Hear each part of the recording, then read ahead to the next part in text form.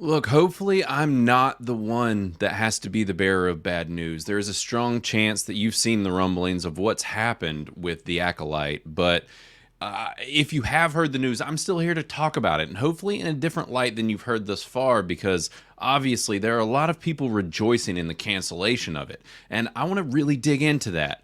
Also, I do have some better news for you, though. There are a few things brewing, like Universal picking up the rights for a video game franchise that I'm really excited about and that you will definitely not predict, and there is a few other things rumbling, so I just want to go ahead and get into talking about it. Before we get started, as always, like, subscribe, comment. It helps us a ton, helps push us along in those algorithms. So definitely do that and visit criticalist.com or find us in the app stores, Android or Apple. We're an entertainment reviewing platform. Now, I don't want to waste any time. We've got to talk about The Acolyte and this terrible, terrible news that the show was canceled because, all the chuds on the internet right now are just celebrating and so excited about the cancellation of this show. And if I were to be honest, I'm one of them because this show was dog shit. Time to put the hater blockers on because I don't care. All the freaking little weirdos that like this show that I attracted to this video. Gotcha. This show is doo-doo. Got him! And nobody likes it. I mean, obviously, one of the most lowest rated shows within Criticalist as a whole at 10%. It has, it was the definition of Hollywood toxicity, from some of the actors all the way to the actual creator of the show, Lesbian Headlamp. The long and short of it is this. This show is doo-doo.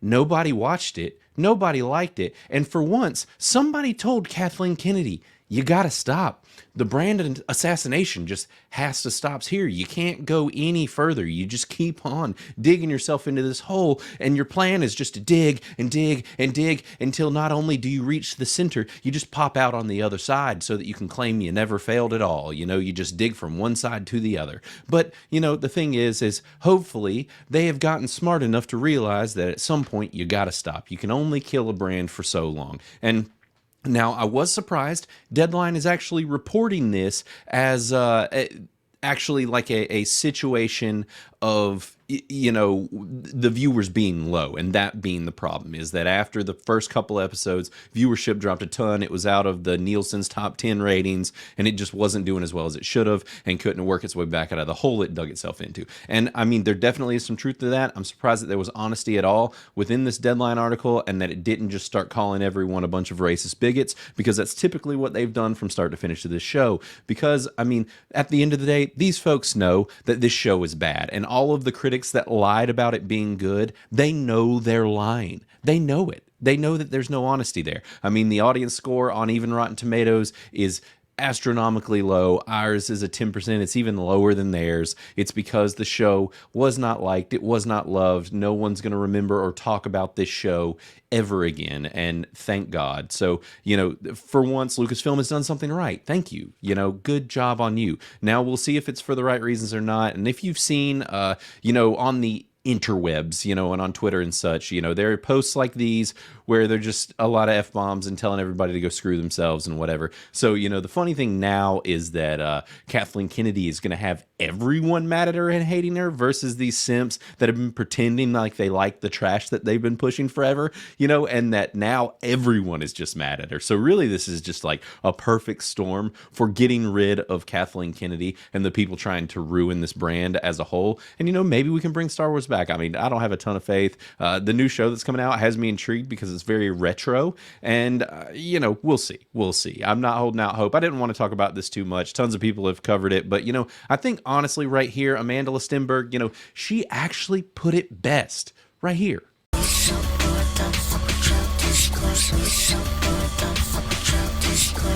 Yes, that's right. We don't want to mess with your discourse. We didn't like your discourse at all. It was extraordinarily toxic, and Leslie's and yours and all of it, and we didn't want anything to do with it. So no one did mess with your discourse, and no one showed up to your trash show or your trash acting. And maybe, Mark Hamill put it best by saying, and you can go force yourself. yeah, do that. Go force yourself, whatever that means. This show can go force itself off of a cliff. So goodbye. See you later. Never want to talk about you again. There's a reason I stopped doing reviews for your episodes, because I couldn't sit through them. I am not that much of a glutton for punishment. But on to more interesting news and things that I actually want to talk about, things that are actually fun instead of the grift of the Acolyte.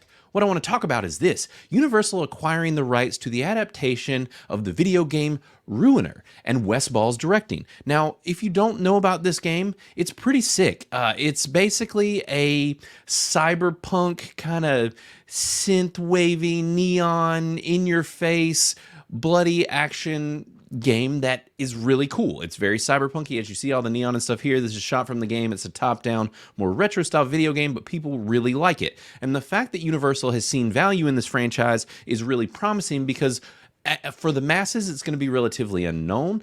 For most people, they're not going to be highly tethered to the plot and what surrounds it, more of just the set dressing and what maybe the baseline story is. And I think that can make for some of the best potential video game adaptations. So basically, Universal has bought these rights, and they've already brought on Wes Ball to direct it, which I think is actually quite good news if you are a fan of the new Planet of the Apes film that just recently came out. He's who directed that, and he's done quite a few other films over the years, but that was the one where I was like, okay, like he can come into a property like this. And I mean, he did a decent job with Maze Runner 2. It lasted like 3 or 4 movies, but he can come into these franchises, work on a decent sized budget, but put out really good results. And this could look awesome. This as a film could look super cool. I'm all for cyberpunky, synth wavy stuff. Obviously, if you've seen Criticalist at all, then you know that I am. So this is cool. This is a really neat idea. I think this could be a super rad rated R gritty film. They cannot do this PG-13. Please don't, Wes Ball. Please make this a rated R movie. Go for it. Go hard. People will show up for rated R. I promise. Just do it. Do it right, and be smart with the budget and make this thing look cool, and just use a lot of neon lights is all I'm saying. So, and this coming out from Universal, it is interesting. And through here they kind of talk more about the video game and how there's 4 million players. It has a 90% on Steam, and people like it. And if you wanted to know the plot, basically the video game is an action shooter set in the year 2091 in a cyberpunk metropolis, Ringok. The game follows a wired psychopath who fights against a corrupt system to uncover the truth and retrieve his kidnapped brother. Under the guidance of a mysterious hacker, he battles through a world of brutal violence and cutting-edge technology, inching closer to the dark secrets hidden within the city's neon-lit streets. So this could be really cool. That plot is pretty simple, pretty easy to follow, and it doesn't have to, stay perfectly in line with this game, I don't think, and they can work off of what they've got. Like I said, the set dressing is super cool. This could be an awesome movie. I'm game for this. Smart move by Universal snagging this up. It's got that built-in fan base, but also not one that's been going on for ages. This game's not been around a super long time. You can keep it mostly apolitical and not have to tether it to modern politics or anything, because it's futuristic. There's a lot of potential for this, and I am excited. It could be very, very cool. So we will keep an eye out for Ruiner and what happens with this game in the future. Now, on to Y2K. This had me excited, then had me hesitant. I've watched the trailer now, and I don't really know where I sit with this movie. Now, one of the biggest things that makes me a little nervous is the fact that it stars our very favorite Rachel Zegler. We were recently talking about toxic actors, and she has been known to be one of them. Not great. So her being in this doesn't make me excited. But this guy is one of the guys from It. This other actor here has been in a bunch of things. We've got the Deadpool 2 actor right here with Julian Dennison, and he did a really good job in Hunt for the Wilder People. So he is a solid actor. He wasn't great in that other movie. Now there are things like this right here that I wonder. We've kind of got this androgynous kind of female character here, looking like she's a member of Limp Bizkit. Like, maybe could fit in with the time period. That's going to be the biggest hang up here potentially with this movie, and the fact that it's set in the year 2000. And now what this movie is about is it is about Y2K, and basically it's that, like, what if Y2K actually happened and then there was like a tech robot apocalypse with the tech and everything from that time period. And this is more of like it's an A24 movie, but it's a more violent, seems to be rated R comedy horror. So that has me excited. I like that genre, but we'll see if they can nail the time period right. They're really trying to go for it with this trailer here, but I just don't know, like, many of us were alive for the year 2000, and it was a badass time to be alive. It was pretty great. And so I am a little worried as to how well they can hit on this time period and not inject too much modern stuff into it. Now, a thing about this that did have me interested is the fact that of who's producing it and who's attached to it as well. Now, obviously, I said A24, but also Jonah Hill is attached to this movie in some type of way, which has me pretty hyped too. Now, granted, I don't know about the stuff that he's been doing lately. He hasn't been watching a lot that I've been watching, of late, but I don't know. We'll see. Rachel Ziegler has me a little bit nervous, and I'm curious to see if they will actually be able to push the boundaries in this movie like they did in 2000. And they mention here Tub Thumping, the phenomenal song from 1997, is in this trailer a lot, and they lean into it clearly in the film as well. So, we'll see. It's kind of one of those one night, takes place in one night, New Year's Eve. There's a party happening, and Y2K has happened. So go check out the trailer. All of that is in the show notes as well down below. You can go check it out and see what you think. I'm interested to hear everybody's thoughts on this, especially all you millennials who are alive for this. I'll just say I'm tentatively excited. This could be really cool and really funny, or it could be awful. So it all just depends on how many modern sensibilities and for the modern audience they decide to make the year 2000.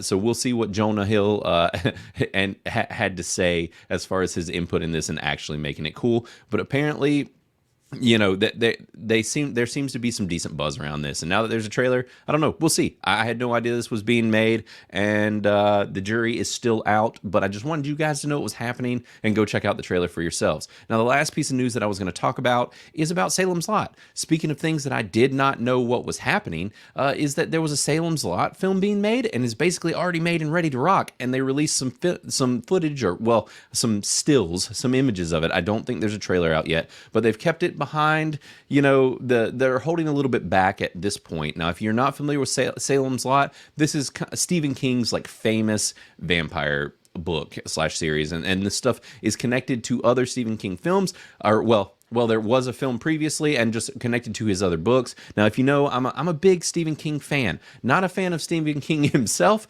He's one of these that has reached a level of political insanity that I think his brain is broken. But, I do still love his books and his storytelling. And believe it or not, you can separate the art from the artist. I know a lot of people just seem to really struggle with that these days, but you can, and you have to. There's no other way to navigate life. You got to separate them. And so, I'm still going to enjoy the stuff he puts out. And I think Salem's Lot is an awesome story. And actually, Father Callahan, the character that's shown right here, and they show him, I'll just kind of click through some of these stills that they have, but and it looks like, I think, is that Angela Bassett? Isn't that what her name is? I did not see a cast list a minute ago. Anyways, we'll scroll through here. So there's not a whole lot still that is shown, but it's clearly a period piece. This shot looks really cool, showing off some vampire fangs here. And this has some, retro 80s vibes even in this shot right here, but they are clearly going for a retro film and keeping it period specific, which is a good sign. And here's Father Callahan. And I hope, if they are smart, this character is heavily tied to the Dark Tower. And we are supposed to be getting a Dark Tower television series at some point that's supposed to be a very big, well done, high budget television show. I'm a huge fan of the Dark Tower. The photo art right there is Dark Tower. Got another one over here. This whole tattoo is Dark Tower. Big fan. So I want to see this even just for its reason of being connected to the Dark Tower.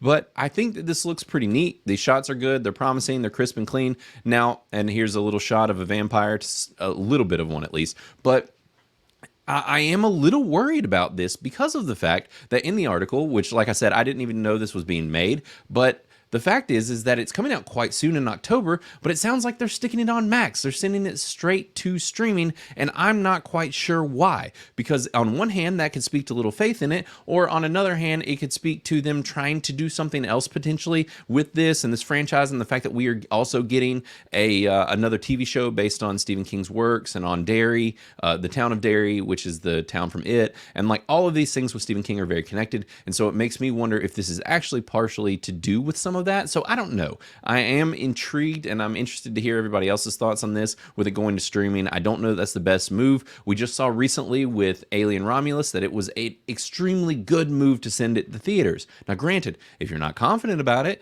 then maybe you don't. So that is a little worrisome, and I hope that this is awesome. I hope this movie's great, and I want a really good vampire film. It's hard to get those, and we had one recently, which I don't, for spoiler reasons, want to name it as being a vampire film, but I love vampire movies. They're awesome, and I wasn't crazy about the original Salem's Lot, so I want to see something new and see what they can do with it. So here's the Salem's Lot. Let's see if it's great. I hope it is, and we'll all know by October pretty soon here. So I'm ready to check that out. But anyways, guys, that has been your news for today. As always, like I said, make sure to subscribe to the channel, give us the likes, the comments, all that stuff, and visit criticalist.com and go review something right now. Go join a group, make a list, any of that stuff, because the community is thriving and growing day by day over here, and it's a lot of fun. So come join in on all of the cool stuff happening on Criticalist, and we will see you back for the news tomorrow. Take it easy.